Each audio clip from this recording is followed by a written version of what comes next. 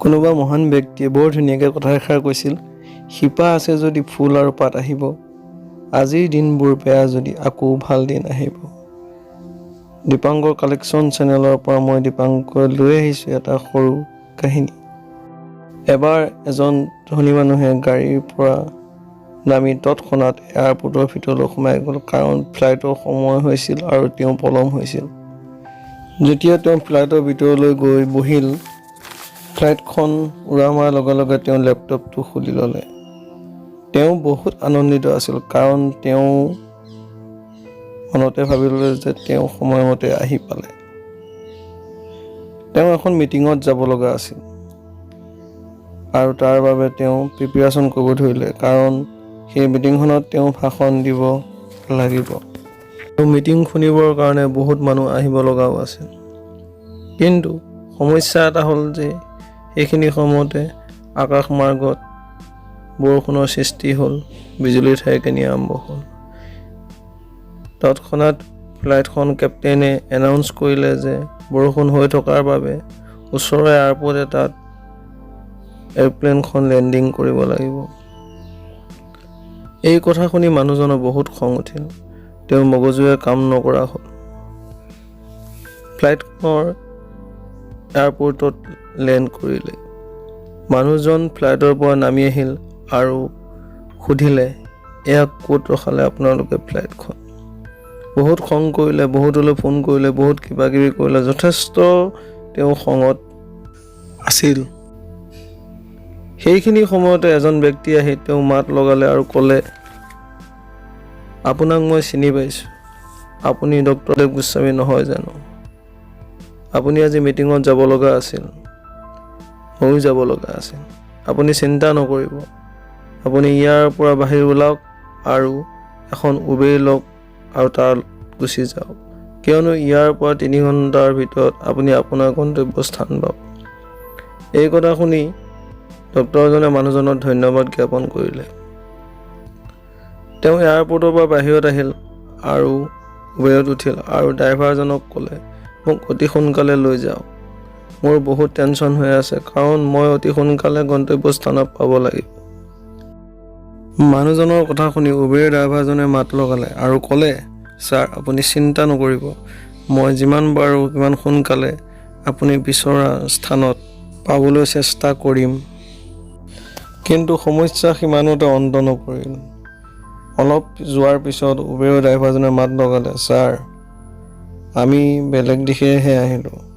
মই আপুনি যোৱা দিশেৰে যিখন ঠাইত যাব লাগিছিল সেই ঠাইখনৰ পৰা উল্টা দিশতহে গুচি আহিলোঁ। এই কথা শুনি মানুহজনৰ মগজুটো আপোনাৰ নষ্ট হৈ গ'ল আৰু ক'লে, তুমি যেনেকৈ নহওক, যি উপায় নহওক, মোক যিমান পাৰা তিমান সোনকালে মোৰ ঠাইত পোৱাই দিয়া, কাৰণ আজি যদি নাপাওঁ তেনেহ'লে মোৰ বহুত কিবা কিবি ক্ষতি হ'ব। সেইখিনি সময়তে উবেৰৰ ড্ৰাইভাৰজনে মাত লগালে আৰু ক'লে, ছাৰ বৰষুণ বহুত বেছি হৈ আছে, বৰষুণ এৰাৰ পিছতহে আমি আপোনাৰ পোৱাৰ স্থানলৈ যাব পাৰিম, অলপ ইয়াতে ক'ৰবাত ৰৈ যাব লাগিব বুলি কৈ উবেৰ ড্ৰাইভাৰজনে তৎক্ষণাত গাড়ীখন এটা খেৰৰ ঘৰৰ কাষত ৰখাই দিলে। গাড়ীৰ পৰা নামি মানুহজনে ওলাই গৈ তেওঁ ঘৰটোৰ দৰ্জাখনত টকটকাই দিলে। ভিতৰৰ পৰা মাত আহিল যে মোক অসুবিধা নকৰিব, কোনোবা সোমাই আহিবলগীয়া আছে যদি সোমাই আহক। সেই বুলি কোৱাৰ লগে লগে মানুহজনে ভিতৰলৈ সোমাই গ'ল আৰু দেখা পালে যে এজনী বুঢ়ী আইতাই নামঘৰত বহি প্ৰাৰ্থনা কৰি আছে। তেওঁক বহিবলৈ ক'লে আৰু প্ৰাৰ্থনা কৰি আহি তেওঁ মাত লগালে যে আপুনি চাহপানী কিবা খাব নেকি, তামোল চালি কিবা খাব নেকি? তেতিয়া মানুহজনে তৎক্ষণাত মাত লগালে যে ক্ষমা কৰিব, মই এইবিলাক একো নাখাওঁ, আপুনি মোক খালি মাতটো পাৰে যদি ফোন এটা যোগাৰ কৰি দিয়ক। তেওঁৰ কথা শুনি বুঢ়ী আইতাজনীয়ে হাঁহিবলৈ ধৰিলে আৰু ক'লে, এইখন গাঁৱত বিজুলীয়ে নাই, ক'ত আপুনি ফোনৰ ব্যৱস্থা পাব? বিজুলীও নাই আৰু ফোনো নাই। ঠিক আছে আপুনি বহক, বৰষুণ এৰাৰ লগে লগে আপুনি গুচি যাব। বুঢ়ী আইতাৰ কথা শুনি মানুহজনে বহুত শান্তি পালে আৰু তেওঁক ধন্যবাদ দিবলৈ ধৰিলে। বুঢ়ীয়ে এতিয়া তেনেখিনি সময়তে মাত লগালে, ধন্যবাদ মই তেতিয়াই গ্ৰহণ কৰিম যেতিয়া মোৰ নাতিটো বেমাৰ ভাল কৰিবলৈ দিল্লীৰ পৰা ডক্টৰ গোস্বামী আহিব। সেই কথা শুনি ডক্টৰ গোস্বামী আচৰিত হৈ গ'ল আৰু ক'লে যে আপোনাৰ নাতিটোৰ কি বেমাৰ হৈছে। ওচৰৰ মানুহে কয় যে এনেকুৱা এটা বেমাৰ হৈছে যিটো বেমাৰ একমাত্ৰ ডক্টৰ গোস্বামীহে ভাল কৰিব পাৰিব। সেই কথা শুনি ডক্টৰজনৰ চকুত চকলো পানী আহিল আৰু তেওঁ আইতাজনক বৰ মৰমে ক'লে, আইতা আপুনি চিন্তা কৰিব, আপোনাৰ নাতিক ভাল কৰিবৰ কাৰণে যাক বিচাৰি আছিল তেওঁ আহি আজি আপোনাৰ ঘৰত উপস্থিত।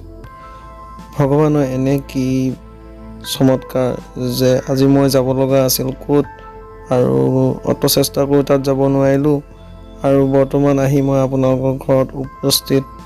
এই কাহিনীটোৰ পৰা আমি এইটোৱে শিক্ষা পালোঁ যে যদি আমাৰ বিশ্বাস থাকে, যদি আমাৰ ধৈৰ্য থাকে, যদি আমি কোনো এটা কাম অতি মনোযোগেৰে কৰোঁ তেনেহ'লে আমি বিচৰা ফলটো আমি পামেই। অন্যান্য কোনো শক্তিয়ে আমি বিচাৰি পাই থকা কামটোৰ ওপৰত বাধা আৰোপ কৰিব নোৱাৰে। যদি আপোনাৰ ভিডিঅ'টো শুনি ভাল লাগে